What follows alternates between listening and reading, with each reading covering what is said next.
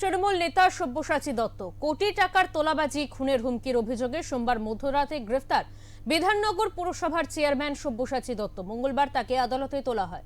তুমুল উত্তেজনা তৈরি হয় আদালত চত্বরে। অভিযোগ, কিছু মানুষ সেখানে উপস্থিত হয় এবং সব্যসাচীকে দেখেই তারা ডিম ও গোবর ছোড়েন।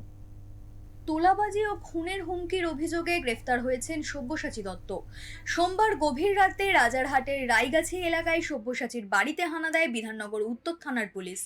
রাতেই তাকে আটক করে থানায় নিয়ে যাওয়া হয়। সেখানে দীর্ঘক্ষণ জিজ্ঞাসাবাদের পরে গ্রেফতার করা হয় সব্যসাচীকে।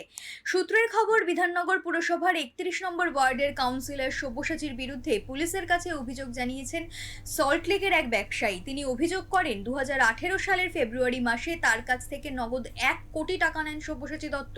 টাকা নিয়ে দ্বন্দ্ব শুরু হওয়ায় দীর্ঘদিন ধরে মানসিক চাপ দিচ্ছিলেন তৃণমূল নেতা। ঘটনা নিয়ে মুখ খুললে প্রাণনাশের হুমকি পর্যন্ত দেন। সরকার বদলালে সাহস জুগিয়ে তিনি থানায় অভিযোগ দায়ের করেন। এই অভিযোগের ভিত্তিতেই তদন্ত শুরু করে পুলিশ। অন্যদিকে সমস্ত অভিযোগ অস্বীকার করেছেন সব্যসাচী। তিনি দাবি করেন অভিযোগ সম্পূর্ণ মিথ্যে, উদ্দেশ্য প্রণোদিতভাবে তাকে ফাঁসানো হচ্ছে। অভিযোগকারী নিজেই নাকি অতীতে একাধিক মামলায় গ্রেফতার হয়েছেন। সব্যসাচীর দাবি, ওই ব্যক্তির পরিবারের সদস্য এবং এক ব্যবসায়ী তার কাছে জামিনের বিষয়ে সাহায্য চাইতেও এসেছিলেন। উল্লেখ্য, সোমবারই পুলিশের জালে ধরা পড়েছেন জাহাঙ্গীর খান। পালাবদলের পর থেকেই পূর্বতন সরকারের আমলের দুর্নীতি বেনিয়মের অভিযোগে ধরপাকড় শুরু হয়েছে। একের পর এক নেতা মন্ত্রীরা গ্রেফতার হচ্ছেন। এবার সেই লিস্টে নাম জুড়ল সব্যসাচী দত্তের। ব্যুরো রিপোর্ট, ওঙ্কার বাংলা।